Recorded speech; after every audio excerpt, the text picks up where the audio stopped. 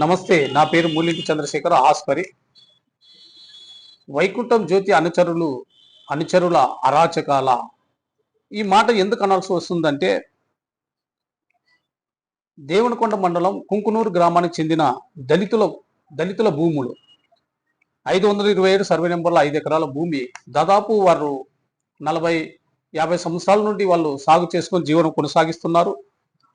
వారి వద్ద RH, old ROR, ఆడంగల్ RH ఉంది. వాటిని ఆధారంగా చేసుకొని జీవనం కొనసాగిస్తున్నారు. అయితే కంప్యూటర్ ఆడంగల్ ఆర్ఓఆర్ ఈ పాస్బుక్లు వచ్చిన తర్వాత వారు అవి పొందలేదు.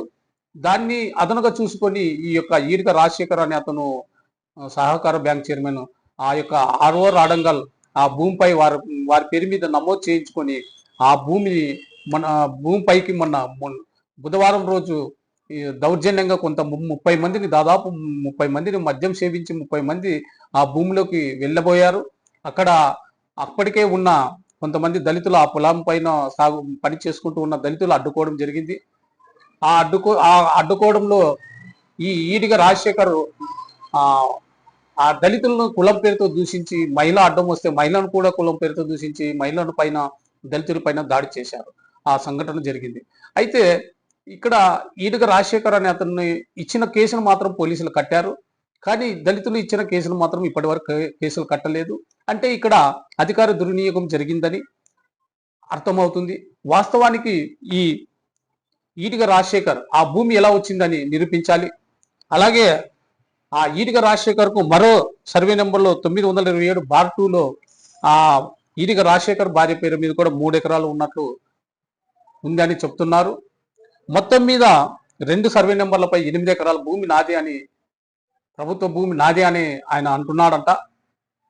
మరి ప్రభుత్వ భూమి ఒకే కుటుంబానికి చెందిన వారికి అంత భూమి ఎలా ఇస్తారు?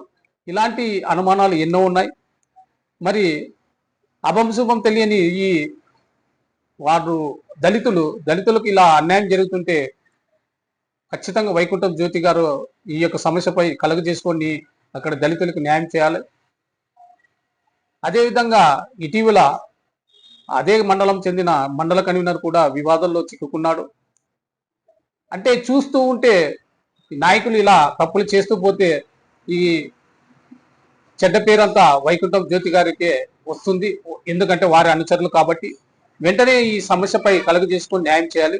అలాగే పోలీసులు కూడా ఎస్సీ ఎస్టీ కేసులు వెంటనే కట్టాలి. లేదా ఎస్పీ గారి దృష్టికి తీసుకెళ్తామని వారు ఆ దళితులు మనకు తెలిపారు. ఏది ఏమైనా ఈ యొక్క సమస్యను పోలీసులు అలాగే రెవెన్యూ అధికారులు ఇక్కడ జ్యోతమ్మక వెంటనే ఈ సమస్యను పరిష్కరించండి అని దళితులు కోరుచున్నారు. నమస్తే.